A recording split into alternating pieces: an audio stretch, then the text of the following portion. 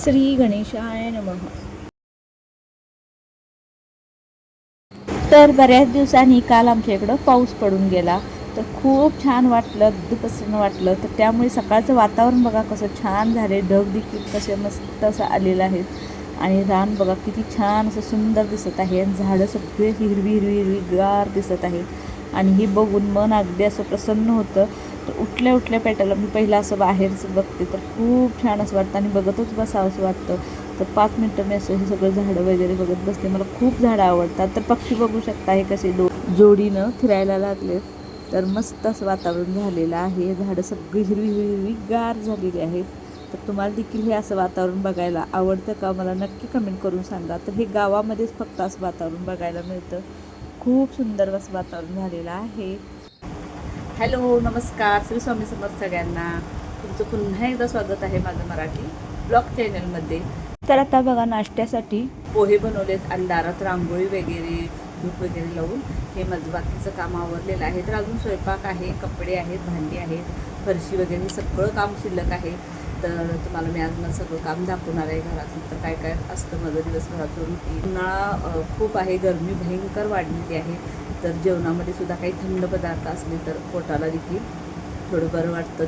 त्यामुळे मी आज काय काय जेवणामध्ये बनवलेलं आहे हे देखील तुम्हाला दाखवणार आहे.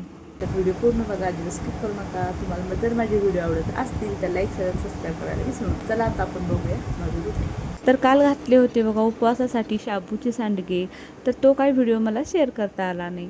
तर आता सकाळ सकाळी ऊन पडले, तर काल थोडे वाळले होते, अजून थोडे वाळणं बाकी आहे. त्यामुळे मी कागद उन्हाला पसरून घेत आहे. तर वाळल्यानंतर तुम्हाला हे सांडगे काढताना देखील व्हिडिओ दाखवीन. तर चला ते पहिला कागद उन्हाला सगळा व्यवस्थित अंथरून घेते खॉटवरती आणि त्याच्यावरती काहीतरी ओझं ठेवूया, म्हणजे वारं आलं तरी सुद्धा उडून जाणार मी. तर इथे बघा आणलेले आहेत आंबे, त्याचं बनवायचं आहे मला शिकरण. तर इथे बघा खाण्यासाठी आणि शिकरण बनवण्यासाठी देखील आंबे चिरलेले आहेत. तर यावेळी आंबे आणण्यासाठी झाला लेट, तर कारण पण तसं आहे, तुम्हाला माहिती आहे अक्षय तृतीये दिवशी काय झालेलं. त्यामुळे अक्षय तृतीये दिवशी आंबे आणलेले. दरवेळी अक्षय तृतीये दिवशी आंबे आणून त्याचं शिकरण बनवून पोळी आणि शिकरणचा नैवेद्य देवाला दाखवल्यानंतर मगच आंबे खायला सुरुवात होते. तर इथं बनवणार आहे नाचण्याची आंबी. तर आंबील बनवण्यासाठी बघा गॅसवरती इथं पाणी उकळायला ठेवलेलं आहे. पाणी उकळल्यानंतर त्यामध्ये टाकलेलं आहे चवीपुरतं मीठ आणि इथं बघू शकता रात्रीचं जे शिल्लक ताक होतं त्यामध्ये मी नाचणीचं पीठ होतं ते कालवून असं ठेवलं होतं आंबायला. फ्रीजमध्ये नाही तर वरच ठेवलं होतं. वर ठेवलं तर ते छान आंबतं आणि आंबील छान लागते, नाहीतर मग एकदम सपक सपक अशी होते. थोडीशी आंबट असली तरच आंबील छान लागते, खूप पण आंबट चांगली लागत नाही. तर बघा पाण्याला उकळी आल्यानंतर ते नाचणीचं भिजवलेलं पीठ मी यामध्ये ओतून घेतलेलं आहे. मी ओतल्यानंतर बघा एकसारखं हलवायचं आहे, म्हणजे गाठी वगैरे काही होत नाही.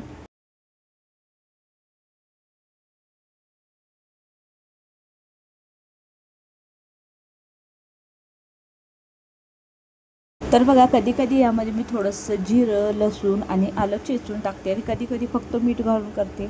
तर दोन्हीही खूप छान लागतात. तर मला तर असंच नुसता मीठ घालून केलेली आंबील आवडते आणि दिवसभर नुसतं आंबीलच प्यावंसं वाटते आणि आंबील पिली की पोट देखील भरतं बघा, भूक देखील लागत. तर बघा इथं आंबील आपली तयार झालेली आहे आणि आता ही थंड होऊ द्यायची. थंड झाली की खूप छान अशी आंबील लागते. त्यानंतर बनवलेलं आहे इथं ज्वारीच्या कण्या. तर ताक आणि कण्या खायला खूप छान लागतात आणि हे देखील शरीराला खूप गारवा देतं. तर याची रेसिपी तुम्हाला मी कधीतरी व्हिडिओमध्ये दाखवेन. त्यानंतर इथं तोंडी लावण्यासाठी बनवत आहे बघा डाळीच्या पिठाचे थालीपीठ आणि बनवलेली आहे डाळीची मस्तपैकी आमटी आणि त्याच्यासोबत भाकरी.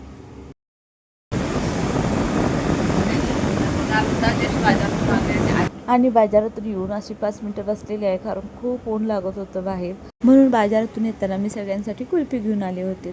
तर मस्तपैकी कुल्फी खाल्ली. त्यानंतर इथे सांडगे काढायला बसलेले आहे. तर सांडगे आता ऑलमोस्ट वाळलेले आहेत. तर आता सांडगे काढायचे आणि डब्यामध्ये भरून ठेवायचे. त्यानंतर मी रव्याच्या कुरवड्या घालण्यासाठी रवा देखील भिजत घातला होता. तो मागच्या व्हिडिओमध्ये तुम्ही पाहिलंच होतं. तर त्याचं बघा 2 दिवस झालं वरचं पाणी असं काढून टाकावं लागतं आणि दुसरं पाणी नवीन त्यामध्ये घालायचं असतं. म्हणजे जी ते पाणी येतं त्याला असं निवळी म्हणतात आमच्या इकडे, म्हणजे फेससारखं असं पाणी येतं ते काढून टाकायचं आणि त्याच्या खाली जो रवा असतो तो तसाच बसलेला असतो, तो काही खाली पडत नाही. तर वरचं पाणी आपल्याला काढून टाकायचं. आणि तिसऱ्या दिवशी बघा हे सांडगे मी घालणार आहे. तर उद्या हे सांडगे घालणार आहे, तुमच्यासोबत नक्की शेअर करण्याचा प्रयत्न करेन. तर आता इथे वरची निवळी मी काढून घेतलेली आहे आणि रव्यामध्ये बघा मी दुसरं चांगले पाणी ओतून आजचा दिवस पुन्हा भिजायला ठेवणार आहे. तर उद्याच्या व्हिडिओमध्ये तुम्हाला पाहायला मिळणार आहे की या रव्याच्या कुरवड्या मी कशा घालणार आहे. तर पाणी किती ठेवते मी, पीठ घट्ट देखील होऊ नये, पातळ देखील होऊ नये आणि अगदी खुसखुशीत अशा आपल्या कुरवड्या व्हाव्या आणि फुलून दुप्पट तिप्पट व्हाव्या याचं प्रमाण मी तुम्हाला सांगणार आहे.